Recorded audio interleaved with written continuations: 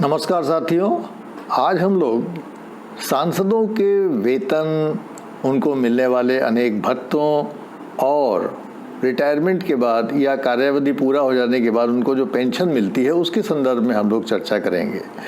इसमें 2-3 प्रश्न बड़े इंटरेस्टिंग हैं और वो ये है कि क्या आप जानते हैं कि भारत के प्रधानमंत्री को प्रधानमंत्री के रूप में कोई वेतन नहीं मिलता। राष्ट्रपति को वेतन मिलता है, उपराष्ट्रपति को वेतन मिलता है और तमाम जो संवैधानिक पदाधिकारी हैं उनके वेतन का उल्लेख है, लेकिन संविधान में कहीं भी प्रधानमंत्री के वेतन का उल्लेख नहीं है। जबकि संविधान ये कहता है कि there shall be a council of minister with the prime minister at its head, अर्थात एक मंत्रिपरिषद होगी जिसका कि अध्यक्ष प्रधानमंत्री होगा। तो संविधान प्रधानमंत्री का उल्लेख करता है, उसके पद का उल्लेख करता है, लेकिन उस पद के बारे में किसी प्रकार के वेतन की व्यवस्था नहीं करता। ये अपने आप में एक बहुत अधिक बात है। और दूसरी चीज जो समझने की है वो ये है कि भारत के प्रधानमंत्री को केवल एक सांसद के बराबर वेतन मिलता है। जितना वेतन एक सामान्य सांसद को मिलता है ना, उतना ही वेतन भारत के प्रधानमंत्री को मिलता है। और ये बड़े ही कौतूहल का विषय है और इंटरेस्टिंग विषय है कि प्रधानमंत्री को अन्य सांसदों के मुकाबले केवल 3,000 रुपया प्रति माह व्यय करने के लिए मिलते हैं, जो कि उसको सांसदों से मिलने वाली समस्त सुविधाओं के अतिरिक्त होते हैं। तो आप कह सकते हैं कि भारत के प्रधानमंत्री को जो नियम है उसके अनुसार केवल 3,000 रुपये प्रति माह अन्य सांसदों से ज़्यादा मिलते हैं।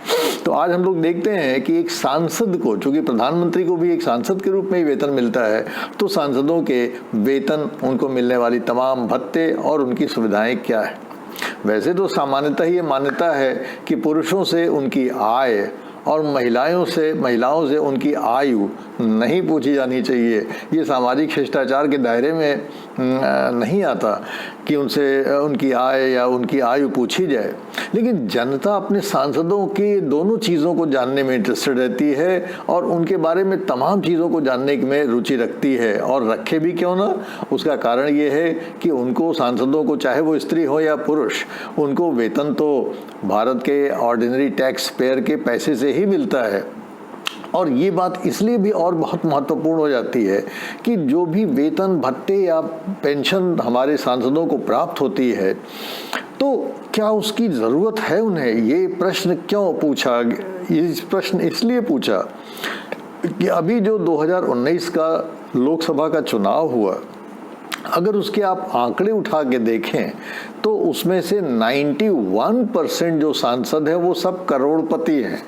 तो क्या करोड़पति हमारे जो प्रतिनिधि हैं, 91% का मतलब कि लगभग सभी एक प्रकार से करोड़पति हैं, तो क्या उनको वास्तव में उन पेंशन की या उन भत्तों की या उन वेतन की आवश्यकता है भी कि नहीं? क्योंकि ऐसे बहुत सारे लोग हैं देश में जो कि वेतनभोगी तो हैं लेकिन उनके पेंशन की कोई व्यवस्था नहीं है। तो क्या उनके वेतन होना चाहिए, उनके भत्ते होना चाहिए, उनकी पेंशन होनी चाहिए? ये सब बड़े विवादास्पद प्रश्न है और जनता प्रायः इस पे प्रश्न पूछती रहती है और जानने को उत्सुक रहती है कि ऐसा क्यों है। तो इस पे आज हम लोग चर्चा करेंगे। देखिए, इसका जो भी प्रावधान है सांसदों के वेतन, उनके तमाम अलाउंसेस का, भत्तों का और उनके पेंशन का, इसके लिए एक कानून 1954 में बनाया गया जिसको सैलरी, अलाउंस और pension of members of parliament करते हैं। अर्थात सांसदों के वेतन, भत्ते और पेंशन के संदर्भ में ये कानून बनाया गया जिसको 1954 में बनाया गया। इसमें समय समय पे परिवर्तन होते रहे, अनेक संशोधन होते रहे हैं और अंतिम जो संशोधन हुआ है वो है 1 अप्रैल 2020 को अंतिम संशोधन हुआ, जो कि कोविड के दौरान हुआ था और इसलिए उसमें कोविड से रिलेटेड कुछ व्यवस्थाएं की गई, उसको बाद में देखते हैं। लेकिन जो सबसे हैरत वाली बात है वो ये है कि जिसका वेतन है क्या वही तय करेगा कि साहब हमको कितना वेतन मिलेगा? जिसको भत्ते मिलने हैं क्या वही तय करेगा कि हमको कितने भत्ते मिलने हैं? और जिसको पेंशन मिलनी है क्या वही तय करेगा कि हमको कितनी पेंशन मिलनी चाहिए? लेकिन सांसदों के संदर्भ में बिल्कुल ठीक यही स्थिति है कि भारत के सांसद ही ये तय करते हैं कानून बनाकर, और संविधान इसकी अनुमति देता है उनको। संविधान के अनुच्छेद 106 में ये व्यवस्था है कि भारत के जो सांसद हैं वो स्वयं कानून बना के इस बात को तय करेंगे कि भाई उनके वेतन भत्ते और उनके पेंशन इत्यादि क्या होंगे। तो उनको ये अधिकार संविधान स्वयं देता है। संसद ने इसी का प्रयोग करके अपना वो salary and allowance and pension act बनाया था। इसमें समय पर संशोधन हो रहे, और 2018 में इसमें एक बड़ा इम्पॉर्टेंट संशोधन ये हुआ कि सांसदों का वेतन जो है वो ऑटोमेटिक अब बढ़ेगा। और उस ऑटोमेटिक बढ़ने के लिए क्या किया जाएगा, अब बढ़ाना नहीं पड़ेगा संसद को अपना वेतन। सांसदों का वेतन ऑटोमेटिक बढ़ता जाएगा। और जो इनकम टैक्स एक्ट में एक प्रोविजन है कॉस्ट इन्फ्लेशन इंडेक्स का, उस कॉस्ट इन्फ्लेशन इंडेक्स के आधार पे हर 5 वर्ष पे पुनर्समीक्षा होगी सांसदों के वेतन और भत्तों की, पेंशन की, और उसी आधार पे कॉस्ट इन्फ्लेशन इंडेक्स के आधार पे उनका वेतन, पेंशन, भत्ते बढ़ा दिए जाएंगे। आप पूछेंगे कॉस्ट इन्फ्लेशन इंडेक्स क्या होता है। कॉस्ट इन्फ्लेशन इंडेक्स का मतलब ये होता है कि जो रुपए की ताकत है किसी चीज को खरीदने की, क्या वो घट गई है। जैसे कि मान लीजिए 100 रुपए के आप 2 आम खरीदते थे आज से 5 साल पहले, और आज आप खरीदने जाए तो 100 रुपए का आपको 1 आम मिलेगा। तो इसका क्या मतलब हुआ कि 100 रुपए की आम खरीदने की ताकत घट गई है, आधी हो गई है। तो ये इसके लिए एक मानक बनाया गया, इसको कॉस्ट इन्फ्लेशन इंडेक्स कहते हैं। तो रुपए की ताकत 5 साल में, उसकी खरीद की ताकत 5 साल में जो कम होगी, उसी अनुपात में सांसदों का वेतन अब ऑटोमेटिक बढ़ा दिया जाएगा। और अब जो 1 अप्रैल 2023 से समय आएगा, उसमें अब संसद को ये बढ़ाना नहीं पड़ेगा, ये ऑटोमेटिक बढ़ जाया करेंगे। तो ये भी अपने आप में एक बहुत इंटरेस्टिंग चीज़ है कि अब सांसदों का वेतन जो है अपने आप ही बढ़ता रहेगा हर 5 साल पे। अब उसके लिए इनको किसी प्रकार के बढ़ाने की जरूरत नहीं पड़ती, क्योंकि संसद जब भी अपना वेतन बढ़ाती है तो जनता में एक प्रकार का कौतूहल होता है, जनता में रिजेंटमेंट होता है कि भाई तमाम असंख्य करोड़ों लोग गरीब हैं जिनको और नाना प्रकार की प्रॉब्लम हो, ये सांसद जिनके जो स्वयं करोड़पति है, जैसा कि आपने देखा कि 91% करोड़पति हैं उसमें, वो अपना वेतन स्वयं ही बढ़ाते चले जा रहे हैं। तो आइए जल्दी से देखते हैं कि इन लोगों का वेतन है क्या, इनके भत्ते क्या है, इनकी पेंशन के क्या प्रावधान है। आज की तारीख में एक सांसद का वेतन 1 लाख रुपए प्रति माह निर्धारित किया गया है। और उनकी जो दैनिक जब वो ड्यूटी पे होते हैं, अर्थात जब वो संसद में जाते हैं, जब वो किसी मीटिंगों में जाते हैं, जब वो देश भर में कहीं भी पार्लियामेंट्री ड्यूटी पे जाते हैं, तो उनको 2000 रुपये प्रतिदिन के हिसाब से उनको अलाउंस भी मिलता है। तो इस प्रकार से, और हाँ ये ज़रूर है कि जब भी वो ड्यूटी पे रहेंगे तो उनको संसद के रजिस्टर में साइन करना पड़ेगा, और इस प्रकार से उनको जब संसद के रजिस्टर पे हस्ताक्षर करेंगे तभी माना जाएगा कि ये चीज़ जो है वो उन्होंने संसद का ड्यूटी डिस्चार्ज किया है। उसी हिसाब से उनको वेतन और भत्ते दिए, उसी हिसाब से उनको वो भत्ते दिए जाएंगे।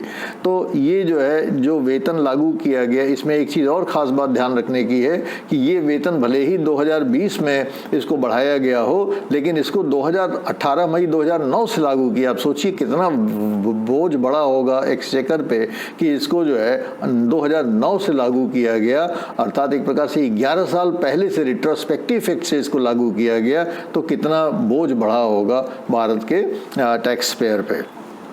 आइए देखते हैं कि इनको वेतन के अलावा और ये जो डेली अलाउंस उनको है, इसके अलावा और क्या भत्ते मिलते हैं और क्या सुविधाएं मिलते हैं। इनको 2 प्रमुख प्रकार के भत्ते हैं जो बड़े इंपॉर्टेंट हैं और जो प्रति माह मिलते हैं। एक तो इनको कॉन्स्टिट्यूएंसी अलाउंस मिलता है जिसको निर्वाचन क्षेत्र भत्ता कहा जाता है, और आप जानेंगे तो आपको हैरत होगी कि ये 70,000 रुपये प्रति माह है भत्ता, केवल कॉन्स्टिट्यूएंसी अलाउंस। उस कॉन्स्टिट्यूएंसी अलाउंस का क्या ये करेंगे, क्या वो सांसद करते हैं, ये सांसद ही जाने या भगवान जाने, लेकिन हम आप तो नहीं जानते कि ये 70,000 रुपये का करते क्या है। और ये प्रति माह इनको मिलता है 70,000 रुपये। सोचिए ये 70,000 रुपये, इसका कोई, जब ये तमाम चीज़ें MP लैड के अतिरिक्त हैं, अर्थात जो इनको संसद निधि मिलती है 5 वर्ष के दौरान, सांसद निधि जो मिलती है उसके अलावा है ये, और 70,000 रुपये प्रति माह इनको मिलते हैं अपने निर्वाचन क्षेत्र में। और इसके अलावा इनको 60,000 रुपये प्रति माह कार्यालय भत्ता मिलता है। कार्यालय भत्ता का मतलब ये हुआ कि इसमें 40,000 रुपये ये एक सहायक के लिए और 20,000 रुपये अपने स्टेशनरी के खर्चे के लिए खर्च कर सकते हैं। तो एक प्रकार से आप देख रहे हैं कि 1,30,000 रुपये प्रति माह इनको केवल भत्ते ये मिलते हैं, जो कि इनके 1 लाख के वेतन के अतिरिक्त हैं। तो आप स्वयं अनुमान लगा सकते हैं कि एक्चुअली वेतन का स्वरूप क्या है। ये तो हुआ केवल भत्ते और वेतन। इसके अलावा इनको बहुत सारी सुविधाएं मिलती हैं, जिसमें यात्रा सुविधा, अर्थात ये अनेक यात्रा सुविधा हवाई कर सकते हैं पूरे देश भर में फ्री। इनको रेल यात्रा, स्टीमर यात्रा, रोड यात्रा, ये तमाम यात्राएं इनकी बहुत सारी फ्री हैं, और वो इतनी फ्री हैं कि उसमें किसी प्रकार का कोई कमी नहीं होती है। और उसमें भी देखिए ये प्रावधान है कि अगर मान लीजिए जितनी सैंक्शनड हवाई यात्राएं हैं, अगर आपने उससे ज़्यादा हवाई यात्रा कर ली तो आपका कोई कटेगा नहीं, लेकिन अगले साल उसको आप एडजस्ट कर सकते हैं। इसी प्रकार से कोई भी यात्रा करते हैं, अगर उसमें एक्सेस हो जाता है तो उसको अगले साल एडजस्ट कर दिया जाएगा। स्वास्थ्य भत्ता मिलता है, और स्वास्थ्य भत्ता स्वयं का भी मिलता है और परिवार का भी मिलता है। इसी प्रकार मकान फ्री है, टेलीफोन फ्री है, बिजली फ्री है, पानी फ्री है, हर चीज़ जिसके लिए कि आम नागरिक काफ़ी कठिनाइयों महसूस करता है, वो सब हमारे सांसदों के लिए फ्री है, जबकि वो सारे के सारे करोड़पति हैं। जैसे कि मैंने अभी आपको बताया कि 91% सांसद जो चुने गए हैं वो सब उनके अपने डिक्लेरेशन के अनुसार, हमारे आपके आकलन के नहीं, उन्होंने स्वयं जो अपने बताया है कि हमारी कितनी संपत्ति है उसके अनुसार 91% उसमें करोड़पति हमारे प्रतिनिधि हैं। इसी से आप अनुमान लगा लीजिए। और उससे भी अगर आगे हमको निकलना है तो पेंशन की बात आती है कि ऐसे करोड़पतियों को जो कि 5 साल रहने के बाद, और जैसा कि जनता में मान्यता है कि वो 5 साल में वो अनाप शनाप पैसे कमाते हैं, और उसके बाद भी उनको रिटायरमेंट के बाद पेंशन का प्रावधान है। और जो सबसे इंटरेस्टिंग बात ये है पेंशन में कि पेंशन वो चाहे कुछ दिन रहे सांसद या वो 5 साल रहें, चाहे वो 2 दिन भी रहे सांसद, चाहे वो 4 दिन भी रहे, चाहे 1 हफ्ते रहे, चाहे 1 महीने रहें, चाहे 5 साल रहें, उनको 25,000 रुपये प्रति माह रिटायरमेंट के बाद या कार्यमुक्ति के बाद जो है पेंशन दिया जाएगा।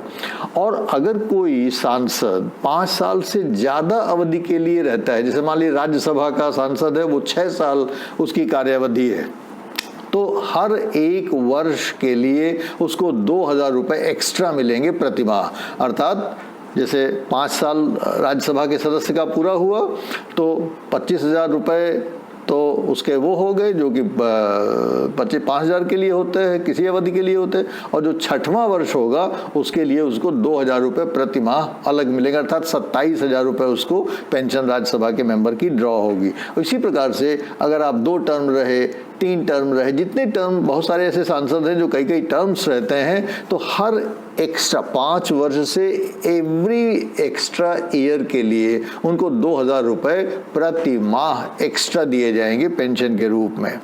और पेंशन के लिए भी ये नियम बना दिया गया है कि वो भी कॉस्ट इन्फ्लेशन इंडेक्स से जुड़ा होगा, अर्थात पेंशन में भी 5-5 साल के बाद अपने आप ही इजाफा हो जाएगा। ये 25,000 रुपये हो सकता है 30,000 हो जाए, 35,000 हो जाए, 40,000 हो जाए, तो ये हर 5 वर्ष पे बढ़ते रहेंगे। कॉस्ट इन्फ्लेशन इंडेक्स जो कि वेतन के संदर्भ में लागू हुआ है, उसको पेंशन के आधार पे भी लागू कर दिया गया है।